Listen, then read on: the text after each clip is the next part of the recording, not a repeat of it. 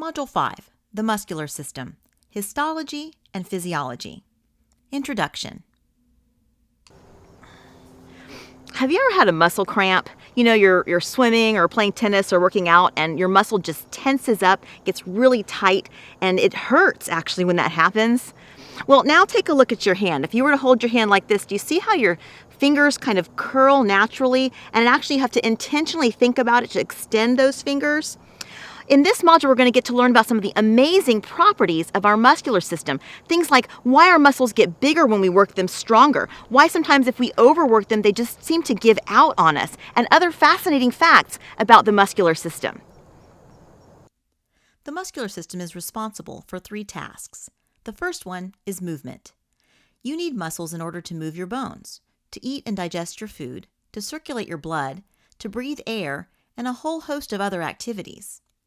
Just as you will often find components from the endocrine system involved in all the other body systems, you will see how the muscles are also involved in all the organ systems too. The second duty of the muscular system involves posture.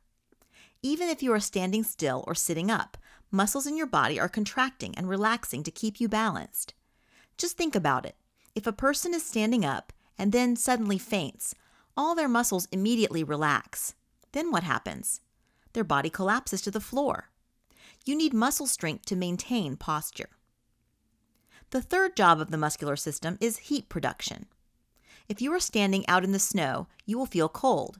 But if you begin to do some exercise, for example, go skiing, you use your muscles more significantly and become warmer because they generate heat. Even if you stand in the cold for a while, you begin to shiver and chatter your teeth. This is a response your body makes to contract your muscles and make you warmer. Well, not only are there 3 tasks for the muscular system, there are also 3 muscle types. The first type is skeletal muscle. It is also called striated muscle because it has a noticeable striped pattern. The cells of skeletal muscle are multinucleated, meaning they have several nuclei.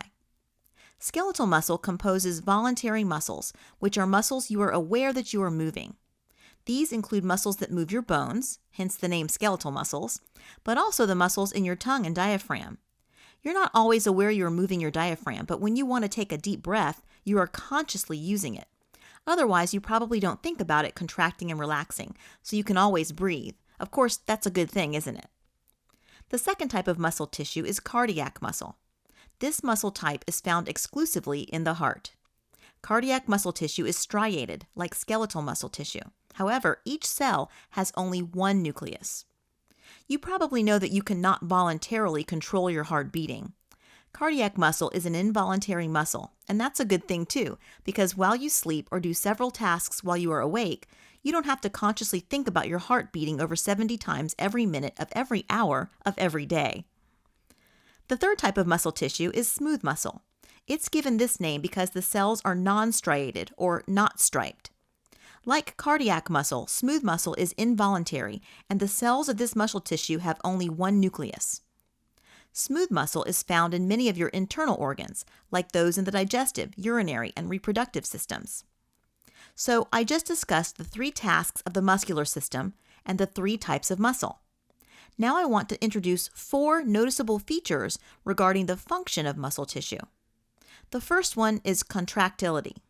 Contractility just means that the muscle can contract or shorten. You will learn specifically how it does this later in this module. The second characteristic is excitability. That doesn't mean that it is easily surprised. It just means that the muscle responds to a stimulus. That stimulus is primarily caused by the nervous system via a signal called action potential. There are specific excitable cells that can send these signals. Action potential is a very important feature. It's needed for a muscle cell to contract. The nervous system controls the skeletal muscles because neurons produce that action potential. The third characteristic of muscle tissue is extensibility. That means that muscle tissue can extend or passively stretch out. Bend your elbow. Now extend your arm. Do it again a few times and pay attention to the muscle on the inside of your arm. That's the biceps muscle.